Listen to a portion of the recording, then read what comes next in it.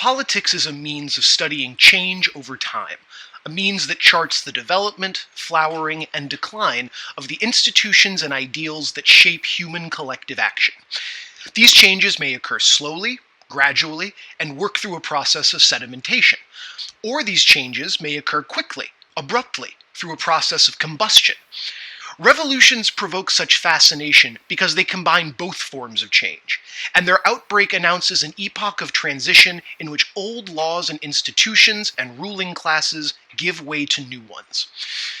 Because revolutions display immense variety and develop in idiosyncratic ways, we want to define it in broad terms in order to capture the universal features that appear in such different ways. So we might say that a revolution is a rapid, comprehensive, extra-legal, and coercive transformation of political and social structures. We must also distinguish two types of revolutions. There is the fairly numerous category of political revolutions, in which a ruling regime is overthrown and replaced by a new regime, which imposes new institutions and a new network of elite leadership.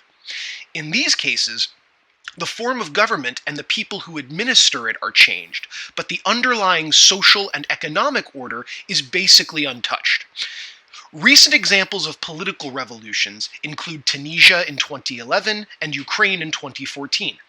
In these cases, unpopular and cumbersome regimes were challenged by mass protests that undermined the government's hold on power and triggered abrupt change. In 2011, Tunisia had been ruled for 24 years by President Zinai Ben Ali, an authoritarian who ruled as the unchallenged leader of a single-party state. Like many modern authoritarians, Ben Ali's regime held regular elections in which the ruling party typically received 99% of the vote in plainly rigged contests. This facade of democracy disguised a system that suppressed genuine political competition, dissent, or alteration.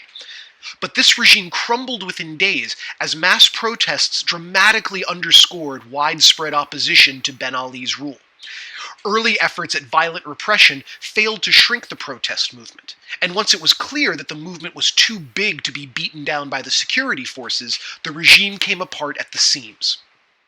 Ben Ali's overthrow ignited a process of democratization that has yielded a competitive, multi-party system with free elections that can actually change the composition of the government. It is one of the least compromised successes of the revolutionary wave we call the Arab Spring. In 2014, Ukraine went through its third political revolution in a quarter century. First was the revolutionary wave of 1989 to 1991 that dissolved the Soviet Union and made Ukraine again an independent state. Then came a disputed election in 2004, in which the declared winner, Viktor Yanukovych, was widely suspected of fraud. Mass protests in the capital city of Kiev forced the government to hold a runoff election in which Yanukovych was defeated. But he returned to win a free election in 2010 on a platform of closer ties with the European Union. However, in 2014, Yanukovych abruptly withdrew from talks with the EU and announced closer economic and political ties with Russia, the former imperial power that had ruled Ukraine for 3 centuries until 1991. This about-face prompted a series of violent protests across the country. Running battles between protesters and police left dozens dead and wounded, and as the crisis deepened, sections of the country near the Russian border began to agitate for independence from Kiev. Attempts to resolve the crisis within the Ukrainian parliament failed, and as protesters effectively took control of Kiev, Yanukovych fled the country and the parliament voted to formally oust him from power. What seemed in Kiev to be a popular revolution against a lawless leader seemed rather different in those parts of Ukraine where Yanukovych drew his support. There, it looked like a violent coup d'etat had occurred, an illegal attack on a legitimate government. It was these regions of Ukraine that rejected the authority of the new government in Kiev, declaring so-called independent people's republics and inviting Russian aid to help win the civil war that erupted in the country in the aftermath of the revolution.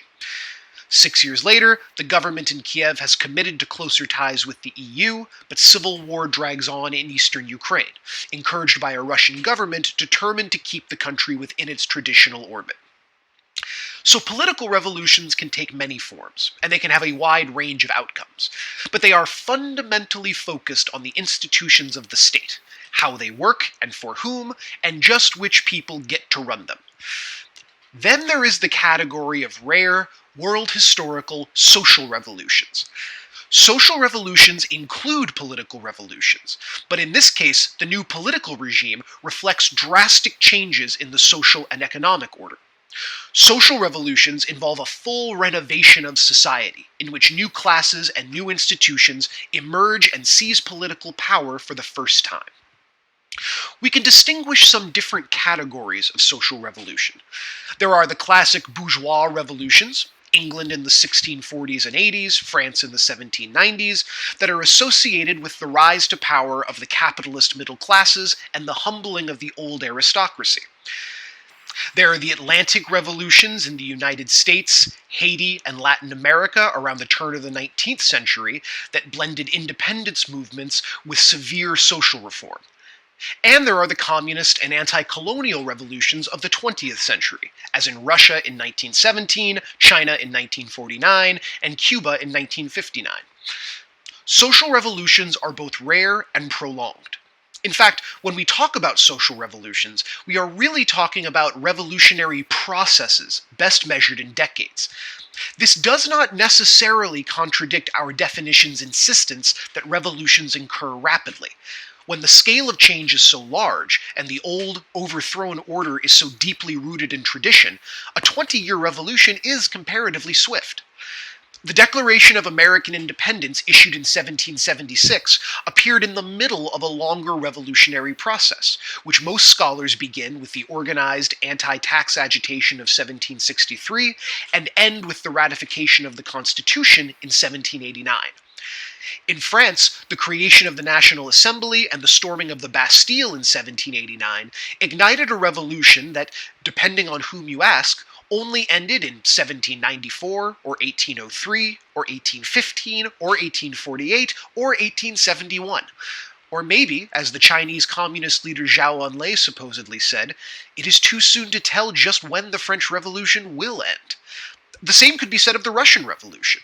The overthrow of the Tsar and the Bolshevik seizure of power in 1917 were only the most dramatic events of a coherent process that began with a populist terrorist campaign against autocracy in the 1880s and seemingly peaked with a failed revolution in 1905.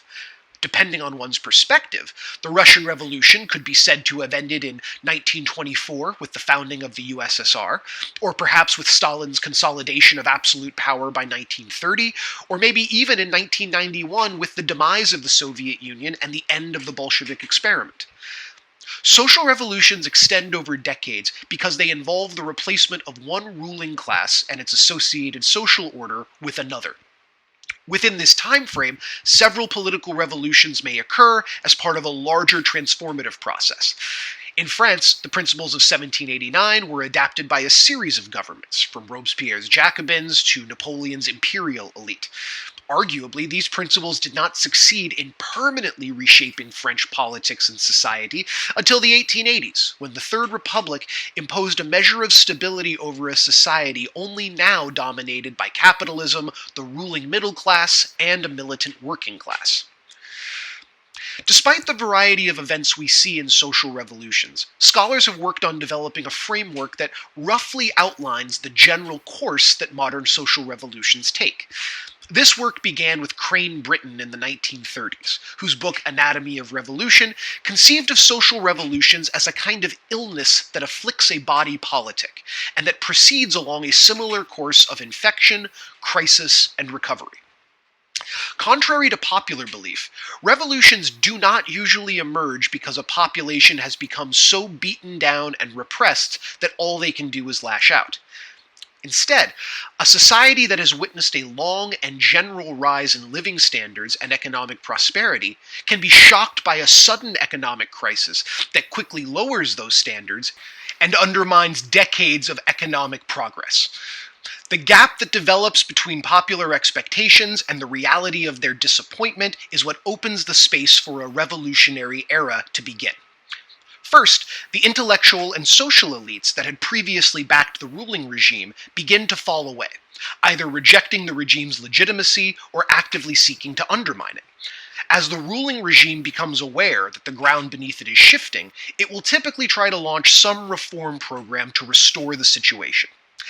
This is the moment of maximal danger for the old regime, because while the regime's goal is targeted, managed reform that bolsters the status quo, popular and elite dissatisfaction has already gone beyond this point. The regime's reform plan is hijacked by groups with grander visions who push for deeper changes. This produces a crisis for the regime, resolved by direct confrontation between opposing forces. These confrontations are generally won by a coalition of moderate revolutionaries, who are willing to dispose of the old regime and institute sweeping change, but always with an eye toward advancing its own interests and controlling supposedly dangerous social forces unleashed by the revolution.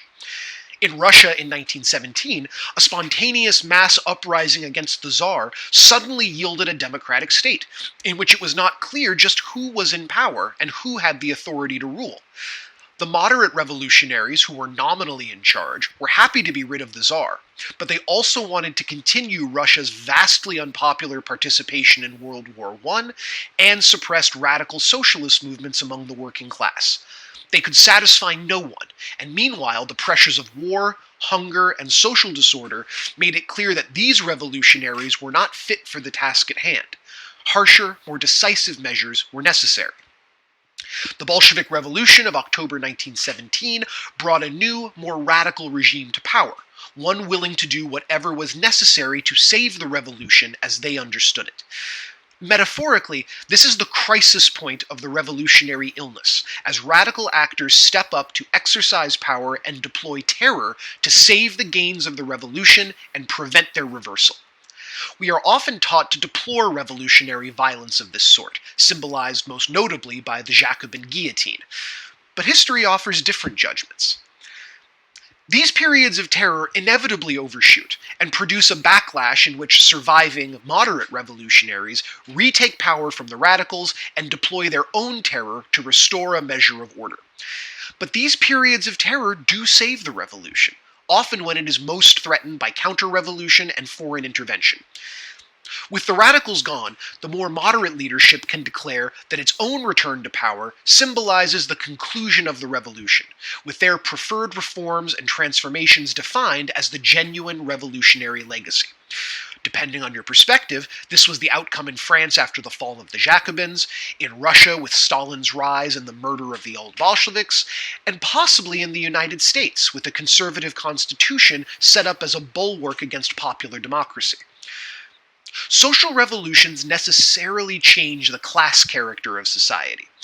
Barrington Moore's work on modern bourgeois revolutions focuses on these large-scale social structures, which led Moore to his controversial conclusion that only those early modern societies with an established, dynamic bourgeois middle class forged democracies in the fire of revolution. For Moore, the rising, commercial, competitive middle classes of the 17th and 18th centuries were the truly revolutionary classes of modernity. They adapted to capitalism early on and used the wealth and status they gained to assert political power against the ruling, landowning nobility. In Britain and America, these capitalist middle classes forged an alliance with progressive elements of the old ruling elite. Working in conjunction with radical elements of the working class, these bourgeois-led coalitions oversaw a revolutionary shift in social power, replacing the old nobility with a democratic system attuned to the political and economic needs of the new ruling middle-class elite. But in places like Germany and Japan, the middle classes were historically weaker and at the mercy of feudal elites. As capitalism spread, these beleaguered bourgeois came to fear the threat from radical peasants and workers more than the dead hand of the old feudal system, and they allied with the nobility in order to suppress and discipline the peasant workforce. This alliance made the bourgeoisie junior ruling partners to the old elites, who in some cases held on to power well into the 20th century. These were the conditions that made fascism possible, since in Germany and Japan, the middle classes stuck with the old elite out of a deep fear of working class socialism. Fascism, then, amounted to a final, violent defense of privilege against democracy. Finally, in countries like Russia and China, the middle classes were so weak and atrophied that they never posed a real threat to the ruling feudal elite. Instead, revolutionary energies emerged and concentrated among the vast rural peasantry and the small urban working classes, whose homegrown radicalism yielded communist revolutions that violently eliminated the old order and created an entirely new ruling class from the bottom up. This is the context in which Seymour Martin Lipset conducted his studies on democracy and what factors encourage or discourage its flourishing.